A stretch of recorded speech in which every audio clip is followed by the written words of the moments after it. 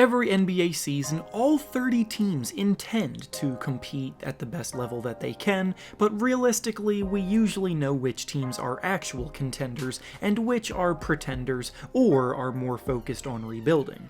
There is also a gray area though, where teams can find themselves stuck in limbo, either consistently making the playoffs but never really having a real chance to win it all, or consistently coming up short without ever making the necessary changes to take that next step. And this brings us to the topic of today's video. For the teams in these situations, despite how hard it can be sometimes, the only way to progress is by blowing the team up and starting over. And in this video, we'll be talking about the 5 teams that are the most likely to do exactly that in the 2022 NBA season. And if you want a frame of reference of what I mean by this, think of what the Orlando Magic did last year. Before we start though, it turns out about 60% of you watching right now aren't even subscribed to the channel, so please, if you enjoy the content, consider hitting the subscribe button, as not only does it help out a ton, but I would also very much appreciate it. Now with that being said, let's begin. The first team we'll be discussing today that I think has a very good chance of blowing it up at some point is the Washington Wizards. The Wizards have been in a weird spot for a few years now. When John Wall suffered that injury while being signed to the Supermax contract, it really limited what they could do to improve the team. And while they did pretty well acquiring Russell Westbrook last year, that still proved to not be enough as they barely snuck into the playoffs and got disposed of in the first round. Now, Westbrook is gone, and in his place comes some pieces that can definitely be argued will help round out the rotation in a better way than they've had in recent years, but none of Kyle Kuzma, Spencer Dinwiddie, Kentavious Caldwell-Pope, or Montrezl Harrell are necessarily legitimate number 2 options to Bradley Beal to become serious threats, and all of those players are either entering a year coming back from a disappointing season last year or are returning from injury in Spencer Dinwiddie's case. Bradley Beal has remained loyal to the club and continues to reiterate how much he wants to build a winning team in Washington around himself, but the reality is that there isn't really any good path to doing so in the near future, and Beal's best years are passing him by. The next team I believe could end up very likely blowing it up this year is the Portland Trailblazers. The Blazers have been the very definition of one of the teams that I described in the introduction of this video, as ever since the pairing of Damian Lillard and CJ McCollum have emerged, they've been a consistent playoff team, but have more often than not failed to make any real noise.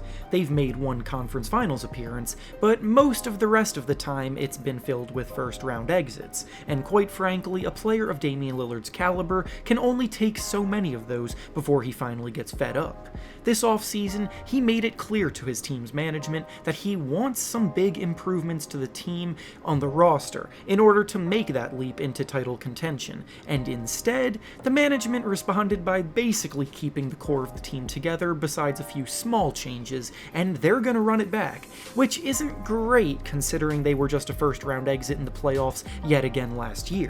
While Lillard's name has been in trade rumors for a while now, there hasn't actually been any real basis for these claims, and he hasn't requested a trade or come close to doing so yet either. But that doesn't mean that he never will.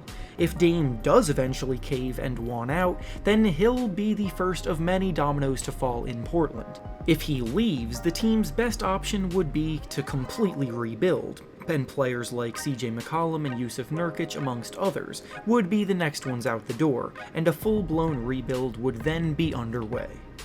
The next team that I think could end up blowing things up in this upcoming season is the Toronto Raptors. The Raptors were NBA champions just a few short seasons ago, but now it's a completely new era of Raptors basketball. Kawhi Leonard has been gone, Kyle Lowry just left in free agency, and after missing the playoffs last season, the direction of the team is a bit confusing. They have a lot of good pieces, but they're all at different points in their careers, as Pascal Siakam and Fred VanVleet are entering their primes, while players like OG Anunoby, Gary Trent, and Scotty Barnes, amongst others, on the younger scale, are still developing for the future. If the team struggles out of the gate like it did last season, and they're outside of the playoff picture, then players like Siakam and VanVleet will definitely attract a lot of buyers with plenty of value to be had on the open market. expected. This would set themselves up well for the next generation of Raptors basketball, with an already strong core of young players to build around, while also compiling assets to build upon what they have right now. Now, I will say that this Raptors team does definitely seem a bit underrated by the general public, because injuries are what hampered them a good bit last season, and with the talent they have, I do expect them to be somewhere in the playoff picture this year. But a lot of Eastern Conference teams are also improved, and they have their work to get back to where they want to be cut out for them.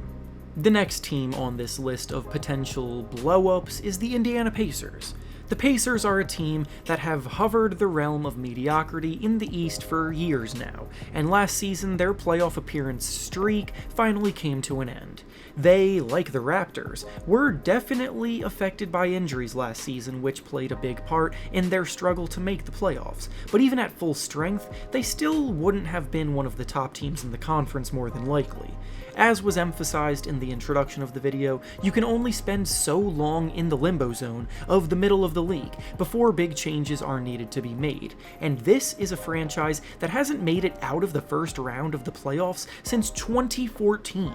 One of the biggest things they need to address is their front court, because both Miles Turner and Domantas Sabonis are naturally centers. I've suggested countless times that they need to trade one of those two to allow the other to be the full-time center, and if they do that and still can't make a move that puts them amongst the top teams in the East, then finding other solutions in the short term will be very tough. They could definitely be closer to a rebuild than many think, hence why I've included them in this video.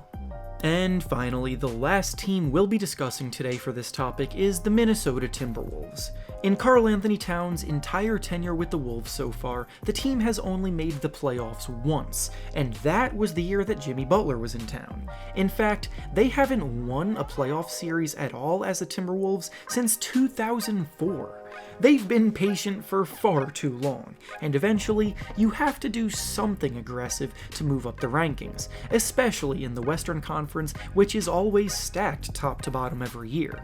They are one of the most aggressive teams in pursuit of Ben Simmons reportedly, which would be a good addition for them to help clean up their putrid defense, but simultaneously, a deal hasn't happened yet because the Sixers have made it clear that they're not very interested in any of their assets. Anthony Edwards has a lot of promise, Towns is obviously one of the most gifted offensive players in the league, and D'Angelo Russell is a reliable shot creator, but the team as is isn't looking like a playoff team in the West, and frustration will definitely begin to mount if this core of players can't turn things around soon. And with that being said, that's all I have for you today. Make sure to like the video, subscribe to the channel, and comment down below which teams you think are about to blow it up next season.